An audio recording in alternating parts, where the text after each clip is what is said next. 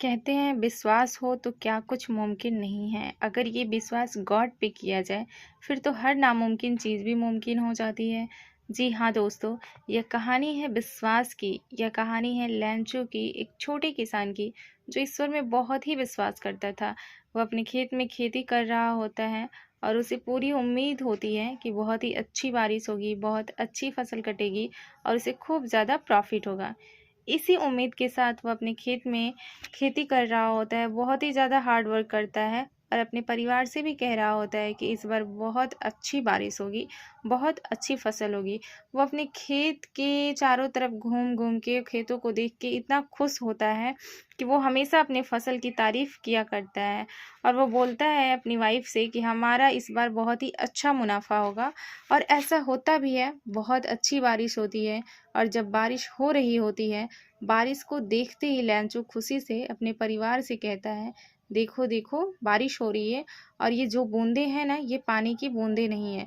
वह बताता है कि ये जो छोटी छोटी बूंदें हैं ये 5 पैसे की हैं और ये जो बड़ी बूंदें हैं वो 10 पैसे की हैं।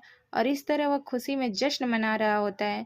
फिर अचानक हवा का रुख मुड़ता है और उसे यह एहसास होता है कि बारिश की बूंदें ओलों में बदल गई हैं। इतना तूफान आता है कि उसकी सारी फसल बर्बाद हो जाती है।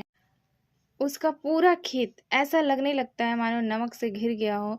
नमक की एक सफ़ेद चादर की तरह उस पे बिछ गई है। पूरी की पूरी फसल बर्बाद हो जाती है, पूरा मेहनत बेकार हो जाता है और उसको अब खाने के लिए कुछ भी नहीं बचता है। अब वो पूरा तरह से एकदम ग्रसित हो जाता है चिंता से और अपने परिवार से भी यह कहता है कि इस बार हम लोग भूख से मरेंगे। वो कैसे अपने परिवार का पेट पालेगा, उसके सामने ये सवाल खड़ा हो जाता है। लैंचो बहुत ही उदास होता है, बहुत दुखी हो जाता है। ऐसे मुश्किल वक्त में भी लैंचो हिम्मत नहीं हारता है क्योंकि उसे भगवान में बहुत ही ज़्यादा अटूट विश्वास होता है।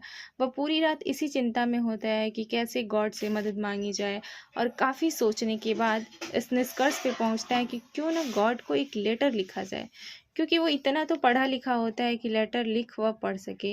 इसलिए वो एक लेटर लिखता है और गॉड से अपनी समस्या बताता है।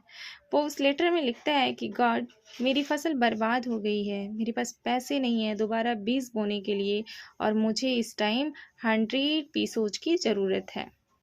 वो बोलता है कि अगर मुझे ये 100 पीसोज नहीं मिले तो मैं और मेरा परिवार इस साल भूख से मर जाएगा।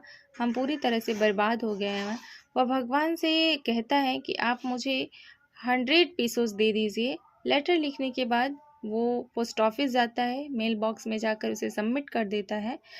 कुछ समय बाद मेल बॉक्स में जब पोस्टमैन देखता है तो वो हैरान रह जाता है कि ये क्या, ये कौन सा लेटर है जिसमें एड्रेस में लिखा है गॉड।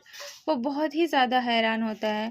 वो जाकर पोस्ट मास्टर को लेटर दिखाता है जिसे देखने पर सभी हंसते हैं, मजाक बनाते हैं कि ये क्या है। ये तो बड़ी अजीब बात है ना कि कोई गॉड को लेटर कैसे लिख सकता है, वो भी इतना सीरियस होकर। लेकिन जब देखते हैं कि उसकी प्रॉब्लम क्या है तो वो लैंचो की विश्वास की रिस्पेक्ट करते हैं और ये डिसाइड करते हैं कि वो लैंचो के इस विश्वास को टूटने नहीं देंगे।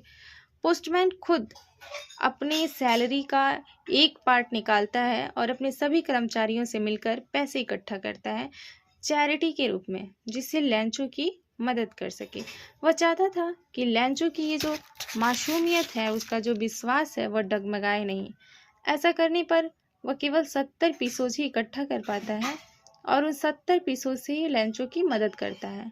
वह ठीक वैसा ही करता है जैसा लैंचो ने सोचा था, जैसा लैंचो चाहता था। उस 70 पीसोज को एक लेटर में रखकर वो लिफाफे से बंद कर देता है और वो उसे पोस्टमैन को दे देता है। पोस्टमैन खुद जाकर लैंचो को वो लिफाफा देता है।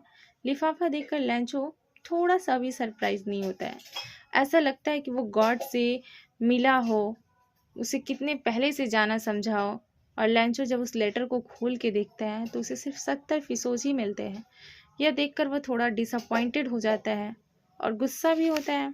दोबारा से पेपर इंक लेकर बैठता है और उसमें लिखता है कि गॉड, मुझे पता है आप मुझसे चीट नहीं कर सकते, आपने मेरी हेल्प की है, लेकिन अगली बार जब आप मेरी मदद करना तो उन 30 पीसोज को मेल बॉक्स के थ्रू मत भेजना, क्योंकि वो जो पोस्ट ऑफिस के स्टाफ हैं वो सब के सब बदमाश हैं। इसलिए आप पैसे डायरेक्ट मुझे भेजना। इस प्रकार से यह स्टोरी विश्वास से शुरू होकर विश्वास पर ख़त्म हो जाती है। कहते हैं कि यह चमत्कार केवल विश्वास ही कर सकता है, जो पत्थर को भी भगवान कर सकता है।